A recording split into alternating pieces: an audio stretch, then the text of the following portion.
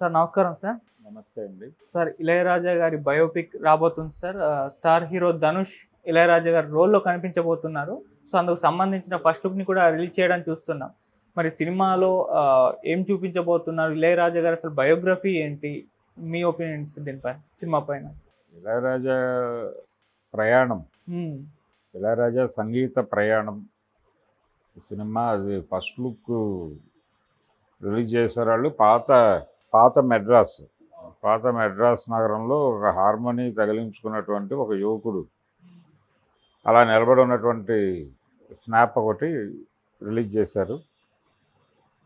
ధనుష్ చేస్తున్నాడు ఇళయరాజా క్యారెక్టర్ అనేది మనకు తెలుసు, అందరికీ తెలిసిన విషయమే. అయితే ఇళయరాజా ప్రయాణం కొంచెం అంటే ఆయన ఇప్పుడు ఉన్నటువంటి స్థానం, ఆయన్ని ఎస్ఐ జ్ఞాని అంటారు. అంటే సంగీత జ్ఞాని అని మాత్రమే కాకుండా సినిమా సంగీతంలో ఆయనది ఒక ట్రెండ్. ఎంఎస్ విశ్వనాథన్ లాంటి సంగీత దిగ్గజం నేను ఇళయరాజా ఫ్యాన్ని అని వేదిక మీద చెప్పాడు ఆయన.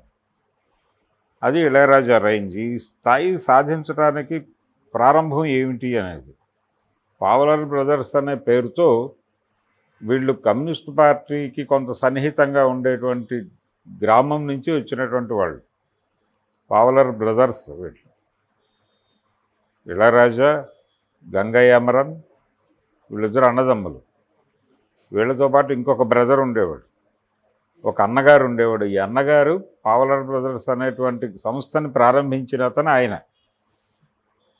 ఆయనకి కొంత లెఫ్ట్ సంబంధాలు ఉండేవి వామపక్షాలతో. అందుకని ఇది మొదట ఇక్కడ ప్రజానాట్య మండలి నిర్వహించిన పాత్ర అక్కడ వీళ్ళ ట్రూప్ నిర్వహించేది. వీళ్ళ ఊరికి పక్క ఊరు కావచ్చు, లేదు వీళ్ళు చేస్తున్న ప్రయాణంలో కలిసినటువంటి మిత్రుడు కావచ్చు భారతీరాజాతో వీళ్ళకి చిన్నప్పటి నుంచి అనుబంధం ఉంది. భారతీరాజా గారు ఒక చిన్న ప్రభుత్వోద్యోగం చేస్తూ నాటకాలు ఆడేవాడు. ఆ నాటకాల్లో నుంచి సినిమాల్లోకి వచ్చాడు ఆయన. రంగస్థలం మీద ఆయన ఈ పావలర్ బ్రదర్స్తో వీళ్ళ కచేరీతో పాటు లింక్ అయి ఉన్నటువంటి కల్చరల్ ప్రోగ్రాంలో నాటకాలు వేసేవాడు భారతీరాజా. ఆ నాటకాలలో ఆయన రకరకాల పాత్రలు చేసేవాడు. నటుడిగా ఆయన వేదిక మీద ఉండేవాడు.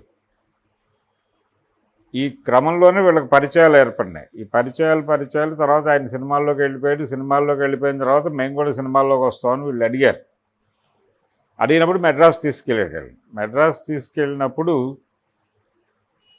వీళ్ళు కాలు పెట్టారు, కానీ ఏం చేయాలో తెలియదు. ఈరోజు ఖర్చులకు డబ్బులు ఉన్నాయి, రేపు ఉంటాయో ఉండవో తెలియదు.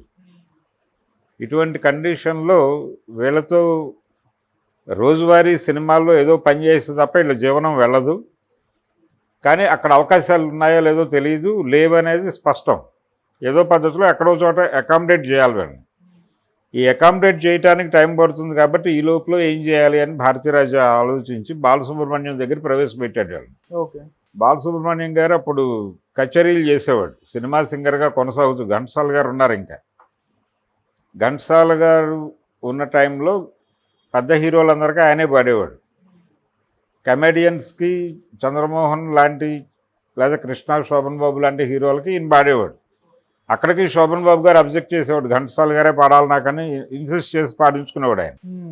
ఈ పరిస్థితుల్లో తన జీవన భృతి కోసం ఆయన ఒక ఆర్కెస్ట్రాని మెయింటైన్ చేసేవాడు టూర్లు వెళ్ళటానికి.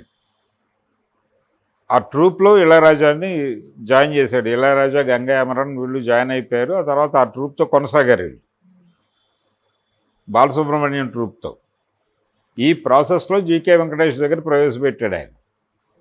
జీకే వెంకటేష్ గారు మ్యూజిక్ డైరెక్టర్, తెలుగుడే. కాకపోతే ఆయన బయట భాషల్లో ఎక్కువ సినిమాలకు పనిచేశాడు, మలయాళం ఆ ఏరియాలో. అందుకని చాలామంది ఆ ప్రాంతపు మనిషి అనుకుంటారు, కానీ ఆయన తెలుగువాడే. జీకే వెంకటేష్ గారి దగ్గర ప్రవేశపెట్టారు ఇళయరాజాని. ఆయన దగ్గర అసిస్టెంట్గా చేరాడు. చేరిన తర్వాత ఆయన దగ్గర చాలా తొందరగానే ప్రూవ్ చేసుకున్నాడు, ఒక మంచి టాలెంటెడ్ మ్యూజిక్ డైరెక్టర్ని నేను ప్రపంచానికి పరిచయం చేయబోతున్నాను అనేటువంటి కాన్ఫిడెన్స్ని జీకే వెంకటేష్లో నింపాడు. ఓకే. ఆ తర్వాత జీకే వెంకటేష్ కొంత రిలాక్స్ అయిపోయాడు ఇళయరాజా అక్కడ చేరిన తర్వాత. అసలు మొదట ఈయన పేరేమిటి, డానియల్ రాజా. ఈ డానియల్ రాజా ఇళయరాజాగా మారాడు. ఆయన మొదట్లో అన్ని వ్యసనాలు ఉండేవి ఆయనకి. స్మోకింగ్ ఉండేది, డ్రింకింగ్ ఉండేది, ఇవన్నీ ఉండేవి.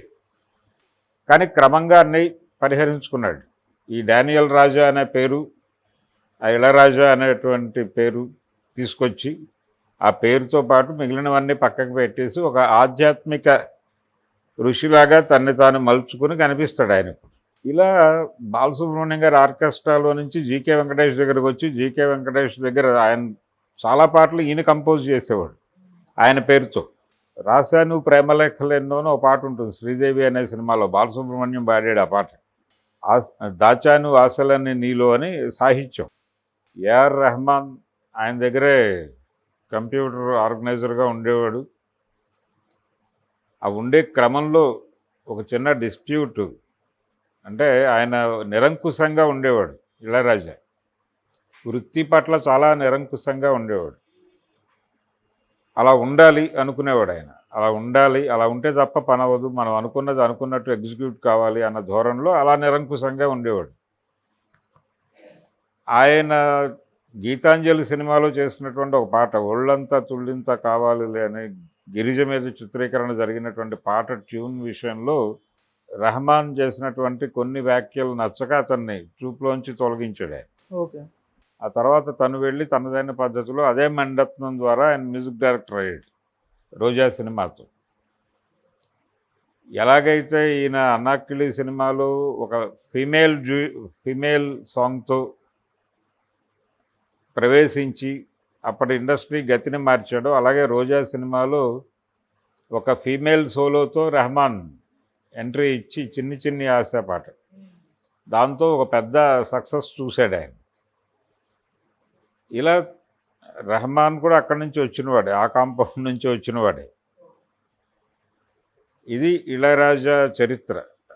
చాలా ఘర్షణలు ఉన్నాయి. ఆయన ఏ బాలసుబ్రహ్మణ్యం అయితే తొలి రోజుల్లో తనకు ఆశ్రయం ఇచ్చాడో తన ఆర్కెస్ట్రాలు, తనకి తన సోదరులకి భోజనం పెట్టాడు, అదే బాలసుబ్రహ్మణ్యంతో చివరి రోజుల్లో ఘర్షణ పడ్డాడు ఆయన. బాలసుబ్రహ్మణ్యం గారు చనిపోవడానికి కొంచెం ముందు, అంటే బాలసుబ్రహ్మణ్యం గారు బయట కచేరీల్లో ఇళయరాజా పాటలు పాడినప్పుడు ఆ రాయల్టీ రావాలి నాకు అని చెప్పి ఈయన కోర్టు నోటీస్ ఇప్పించాడు ఆయన. దాంతో ఆయన మనస్తాపానికి గురయ్యాడు. ఇదేంటి మనవాడు అనుకున్నవాడు నా మీద ఇలా కోర్టు నోటీసులు ఇవ్వటం ఏమిటి, లీగల్ నోటీస్, కోర్టు నోటీస్ కాదు లీగల్ నోటీస్ ఇవ్వటం ఏమిటి అని కొంచెం కోపం వచ్చింది, చిరాకు పడ్డాడు ఆయన. తర్వాత మళ్ళీ కలిసిపోయారు ఇద్దరు. ఇళయరాజా మ్యూజిక్ డైరెక్షన్లో ఆయన ఒక పాట పాడాడు. అలా ఫైనల్గా వాళ్ళిద్దరి మధ్య మళ్ళీ స్నేహమే ఉంది. అలాగే భారతీరాజాతో సుదీర్ఘమైన స్నేహం. భారతీరాజానే తీసుకొచ్చాడు ఇళయరాజాని. ఈ డానియల్ రాజా అనేవాడు ఇళయరాజాగా మారడం వెనకాల భారతీరాజా పాత్ర చాలా ఉంది. అటువంటి భారతీరాజాతో కూడా ఘర్షణ పడ్డాడు. ఇళయరాజా గారు ఎక్కడ అవతల వాళ్ళు తాను అనుకున్న పద్ధతిలో వెళ్ళేటప్పుడు అవతల వాళ్ళు ఎవరైనా తనకి ఇబ్బంది కలిగిస్తే వాళ్ళు మన అని చూసుకునేవాడు కాదు, ఆ యుద్ధం చేసేవాడు. ఎల్వి ప్రసాద్ గారు ఆ రోజుల్లో ఆయనకి ఒక రికార్డింగ్ చేసుకోవడానికి ఒక అవకాశం కల్పించాడు. ఆయన ప్రసాద్ స్టూడియోస్లో ఒక ఏరియా ఆయనకి ఇచ్చేసాడు ఇళయరాజాకి, నువ్వు ఇక్కడ స్టూడియో కట్టుకొని నువ్వు కానీ అని. అయితే అది దాదాపు ఇళయరాజా సొంత స్టూడియోగానే నడిచింది సుదీర్ఘకాలం, దశాబ్దాల తరబడి నడిచిన తర్వాత రీసెంట్గా ప్రసాద్ గారి వారసులు నోటీసులు ఇచ్చారు, ఖాళీ చేసేయండి, మేము వేరే పర్పస్కి వాడదాం అనుకుంటున్నామని. ఆయన గాయపడి వాళ్ళతో లీగల్ ఫైట్ చేశాడు. ఫైనల్గా కోర్టు నుంచి వాళ్ళకే అనుకూలంగా జడ్జిమెంట్ వచ్చింది, తను ఖాళీ చేయక తప్పలేదు. ఇలాంటి అనేక యుద్ధాలు చేశాడు ఆయన. అలాగే కొత్త సింగర్స్ని పట్టుకొచ్చాడు. మ్యూజిక్ డైరెక్టర్స్తో ఘర్షణ పడేవాడు ఆయన, వెటకారంగా మాట్లాడేవాడు. ఆయనలో పోయిట్ కూడా ఉన్నాడు. ఆయన పాటలు రాస్తాడు, పాటలు పాడతాడు, మ్యూజిక్ చేస్తాడు, ఏదైనా చేయగలడు ఆయన. అలాగే తను మ్యూజిక్ చేసేటువంటి సినిమాల స్క్రిప్ట్కి సంబంధించి అడిగితే సలహాలు చెప్తాడు. సినిమాని ఇన్ టోటల్గా ప్రేమించినటువంటి మ్యూజిక్ డైరెక్టర్ ఆయన. అంటే కాంటెంపరీ మ్యూజిక్ డైరెక్టర్లు సక్సెస్ చూసినటువంటి మ్యూజిక్ డైరెక్టర్లుగా చక్రవర్తి, ఇళయరాజా, బప్పీ లహిరి అని మాట్లాడతారు కానీ కంపారిటివ్గా చక్రవర్తిలో కూడా ఈ లక్షణాలు ఉండేవి. ఆయనకు కూడా టోటల్ సినిమా మీద కమాండ్ ఉండేది. బప్పీ లహిరి కొంత డిఫరెంట్ వీళ్ళతో పోలిస్తే. వీళ్ళిద్దరూ అన్ని విషయాల్లోనూ ఇన్వాల్వ్ అయ్యేవాళ్ళు. ఆ ధోరణి ఆ తర్వాత వచ్చినటువంటి మ్యూజిక్ డైరెక్టర్స్లోనూ, ఆ ముందు ఉన్నటువంటి మ్యూజిక్ డైరెక్టర్స్లోనూ కనిపించదు. ఓకే. అది వీళ్ళ ప్రత్యేకత. అలా దక్షిణ భారత చలనచిత్ర సంగీతానికి ఒక ఐకాన్గా నిలబడ్డాడు ఇళయరాజా సుదీర్ఘకాలం. రాజేశ్వరరావు గారు అంటే ఒక లెక్క ప్రకారం చూస్తే ప్రయోగాత్మక సంగీతం అందించినటువంటి దక్షిణ భారత సంగీత దర్శకుల పరంపర గురించి మాట్లాడాల్సి వస్తే సిఆర్ సుబ్రహ్మణ్యం గురించి మాట్లాడాలి, సాలూరు రాజేశ్వరరావు గురించి మాట్లాడాలి, కేవి మహాదేవన్ గురించి మాట్లాడాలి. ఆ తర్వాత స్థానంలో ఇళయరాజానే ఉంటాడు.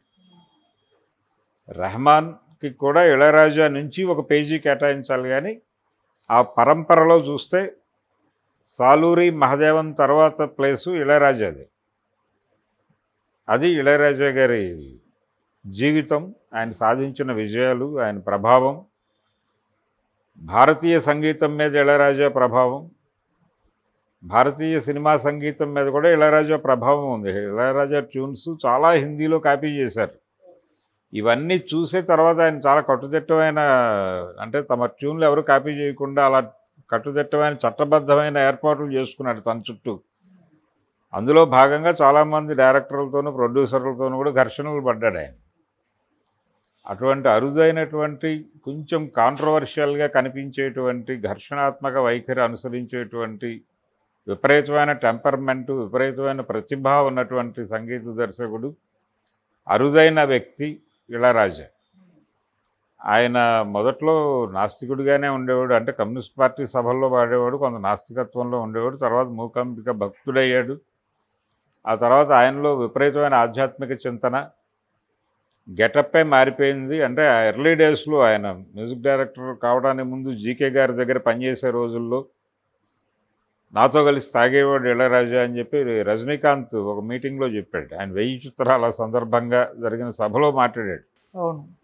ఆ తర్వాత ఈయన డివోషనల్ లైన్లోకి వెళ్ళిన తర్వాత అసలు టోటల్గా ఒక సాధువులాగా తయారయ్యాడు.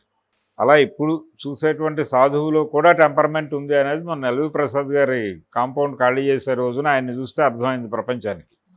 ఆయనలో స్టార్టింగ్ డే ఏ టెంపర్మెంట్ ఉందో ఇప్పటికీ అదే టెంపర్మెంట్ ఉంది అని. ఈ రోజుకి సంగీతం చేయగలిగిన సత్తా ఉంది ఆయనకి. ఈ వయస్సులో కూడా ఆయన నిలబడి ఒక అంటే కొత్త తరహా సంగీతాన్ని ఇచ్చి ఒక నడక నేర్పే ప్రయత్నం. ఒక రకంగా కొత్త దర్శకులందరికీ ఇళయరాజా వరం. కొత్త ఐడియాలతో వచ్చినటువంటి ప్రతి డైరెక్టర్ ఇళయరాజాతోనే సక్సెస్ కొట్టారు.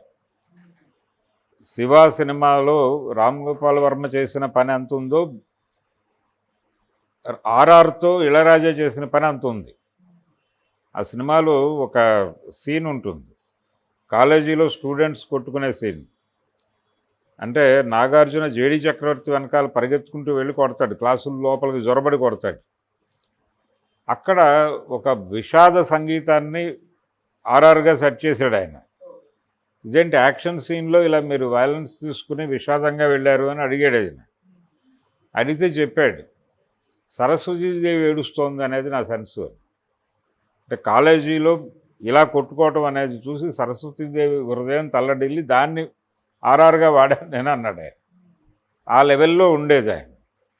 అట్లా మణిరత్నం తీసినటువంటి సినిమాలు అలాగే ఒక రకంగా భారతీరాజా గారి సినిమాలు. ఆయన మొదటి సినిమా నుంచి ఈయనే మ్యూజిక్ డైరెక్టర్.